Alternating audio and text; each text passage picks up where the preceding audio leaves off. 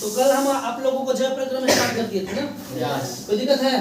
चलिए आज हम वाष्पोत्सर्जन से पढ़ाते हैं। बताइए आप वाष्पोत्सर्जन क्या होता है? तो वाष्प को बाहर करने की प्रक्रिया को वाष्पोत्सर्जन कहा जाता है। अच्छा आप हमको यह बताइए कि वाष्पोत्सर्जन की क्रिया पौधों में किसके द्वारा होता है? वाष्पोत्सर्जन की क्रिया पौधों में किसके द्वारा होता है? तो हम बता दे रहे हैं कि वाष्पोत्सर्जन की क्रिया पौधों में पत्तियों में छुपे रंध्र के द्वारा होता है। अब ये होता है कि अगर पानी नहीं गिरे तो हम लोग बोलते हैं कि सब पेड़ पौधा लगाता है ये नहीं आदमी तो पानी का खाद गिरेगा। आखिर पेड़ पौधा और पानी गिरने में क्या कनेक्शन है? क्या कनेक्शन है? समझने की बात है ना। तो इसमें वाष्पोत्सर्जन का महत्वपूर्ण भूमिका होता है। अब वाष्पोत्सर्जन का महत्वपूर्ण भूमिका कैसे होता है? इसलिए होता है कि पेड़ में जो पत्ती होता है और पत्ती में रंध्र होता है। क्या होता है? रंध्र। उसी के द्वारा वाष्प निकलता है। क्या निकलता है बबुआ? वाष्प। वही वाष्प जाता है कहाँ? ऊपर। और ऊपर क्या बनता है? बादल। और बादल बनने से फिर पानी गिरता कहाँ? नीचे। आप ज्यादा देखे होंगे कि जहां पेड़ पौधे बहुत अधिक मात्रा में हो वहां तो वाष्प अधिक निकलेगा, रंध्र के द्वारा अधिक निकलेगा ना। अब अधिक जाएगा और बादल वहां अधिक बनेगी और वहां इसीलिए अधिक से अधिक वर्षा होता है। इसीलिए बोला जाता है, बड़े बुजुर्ग भी बोलते हैं, साइंटिफिक तरीका से भी ये सब माना जाता है कि पेड़ पौधा लगाने से वर्षा ज्यादा होता है। समझ में आया? तो हम लोग किसने से डिपेंडेंट है बबुआ? हम प्लांट पर डिपेंडेंट है, प्लांट हम पे भी डिपेंडेंट है। बात समझ आ रही ना?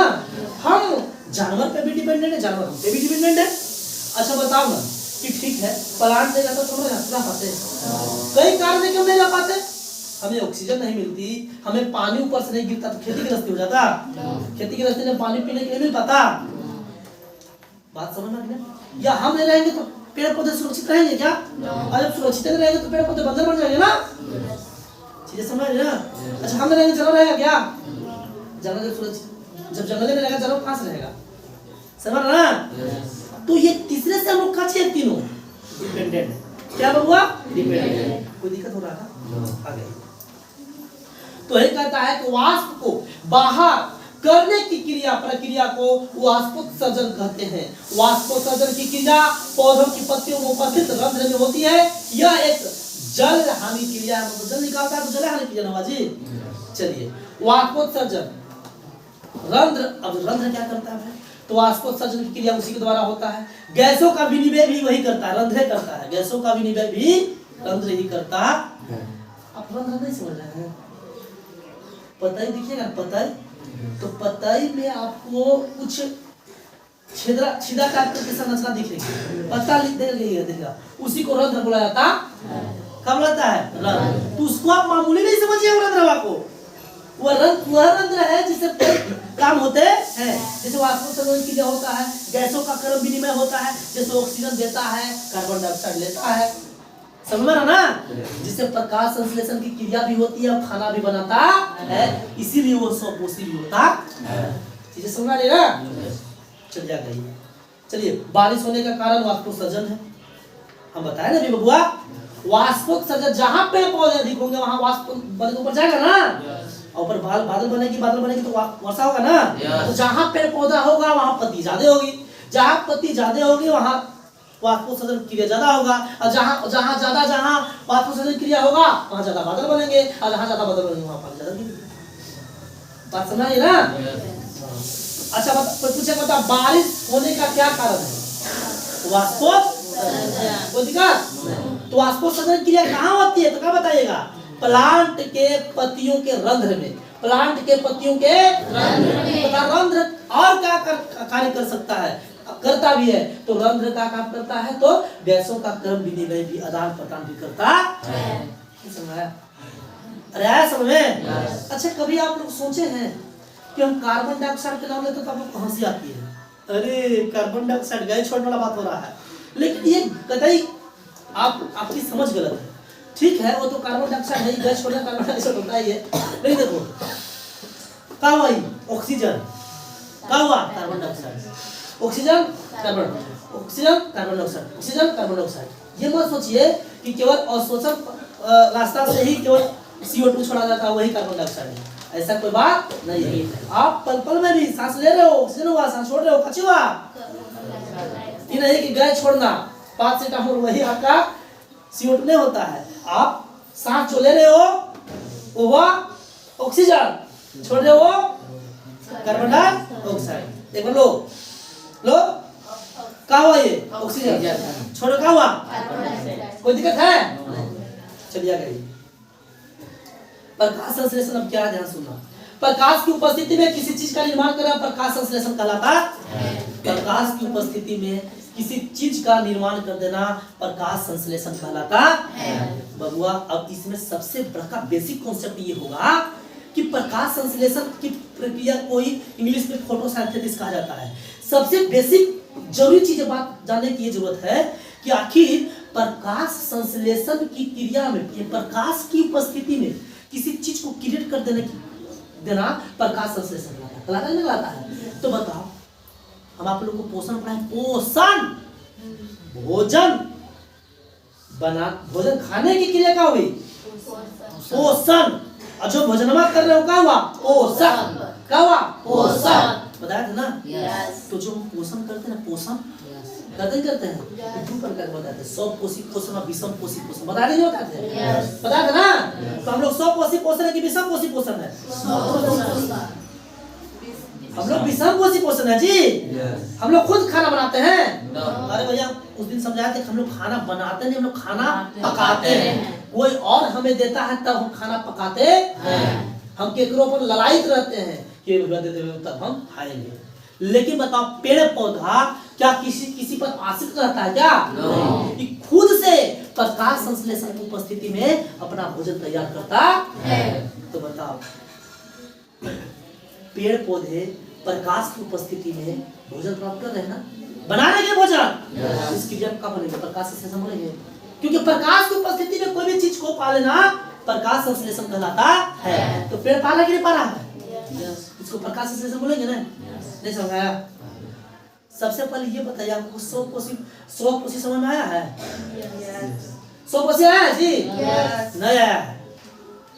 आप लोग सोच रहे होंगे कि आए सर हम लोग भी तो खाना बनेबे नहीं करते हैं, बाबू लोग खाना गोभी हुआ, गोभी जैसे गोभी को ले लीजिए, गोभी ले लीजिए, आलू ले लीजिए, तो गोभी अपने से हम लोग निर्माण कर लेते हैं, अपने से क्रिएट कर देते हैं, आलू अपने से क्रिएट करते हैं, तो हमें प्लांट में देती है बाबू, तब उसको पकाते हैं जीव के स्वादिष्ट के लिए।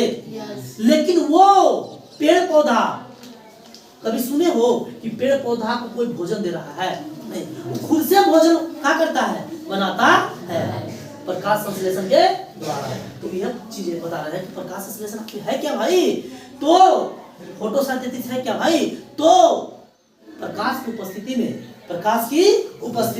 में चीज का, किसी भी चीज का निर्माण कर लेना। तो सब भोजन का निर्माण कर रहा है कि नहीं कर रहा है, तो प्रकाश संश्लेषण हुआ, प्रकाश संश्लेषण। चलिए आ गई, प्रकाश संश्लेषण की क्रिया के फलस्वरूप CO2 कार्बोहाइड्रेट कार्बनिक ऊर्जा ग्लूकोज प्राप्त करते हैं, ग्लूकोज प्राप्त होता है तो ऊर्जा प्राप्त होता है। कोई दिक्कत? प्रकाश संश्लेषण क्रिया के लिए आवश्यक कच्ची सामग्री सूर्य का प्रकाश। सबसे पहले सूर्य का प्रकाश, जो कि लाल भी होता है, नीला भी होता है, मतलब बहुत कलर का होता है, 7 रंग का होता है, नहीं होता है, लेकिन 3 रंगों में इसका आवश्यक होता है, लाल, नीला और बैंगनी। फिर कार्बन डाइऑक्साइड को भी जरूरत है। देखो, प्रकाश संश्लेषण की क्रिया द्वारा भोजन तो बनाता है कौन, पेड़ पौधा, लेकिन प्रकाश, सूर्य के प्रकाश के अलावा क्या जरूरत है, सूर्य के प्रकाश के अलावा कार्बन डाइऑक्साइड हम लोग को जरूरी होता है। जैसे हम लोग को कैसे ऑक्सीजन की जरूरत होता है, तो वो लोग कार्बन डाइऑक्साइड की जरूरत होता है। जो वातावरण दे देती है हम दे देते हैं, हवा दे देते हैं, छोटे तो कार्बन डाइऑक्साइड है। जल की व्याख्या कहते हैं क्लोरोफिल। अच्छा बता, क्लोरोफिल क्या होता है, क्या होता है क्लोरोफिल? पौधों में होता है जिसके कारण से पत्तियां हरी होती है। कोई दिक्कत? चलिए, हरित लवक क्या होता है भाई? हरित लवक में ही हरे रंग का हरित लवक में ही हरे रंग का क्लोरोफिल होता है। इसी कारण पौधे हरे होते हैं। अब अगर आपको कोई पूछ ले कि बता बाबू प्रकाश संश्लेषण क्या, बता दीजिएगा। प्रकाश की उपस्थिति में कोई भी चीज को निर्माण कर लेना प्रकाश संश्लेषण कहलाता है। नहीं समझाया? आया? तो बताओ, सटीक उदाहरण दीजिए। तो सटीक उदाहरण की पेड़ पौधे का भोजन तैयार करते हैं, तो केवल प्रकाश का केवल सूर्य के प्रकाश से अपना भोजन तैयार कर लेते हैं। उसमें और जो चीजें तो होती है, सूर्य के प्रकाश हो गया, कार्बन डाइऑक्साइड हो गया, जल हो गया, क्लोरोफिल हो गया। लेकिन क्लोरोफिल आती कहां से भाई? तो हरित लवक से। कहां से? हरित। पेड़ पौधे में ही हरित लवक होता है, और हरित लवक में ही क्लोरोफिल होता है, जो कि पेड़ पौधे को हरा रंग देने का पदार्थ करता है। इसलिए हरा होते हैं पेड़ पौधे जो होते हैं, पत्तियां हरा होती है। कोई दिक्कत है? पाचन तंत्र, कई तंत्र मिलकर भोजन का पाचन। जैसे देखो, हम भोजन खाते हैं ना, तो खाली से डाल देते हैं, अंदर चल जाकर पच जाता है, नहीं ना?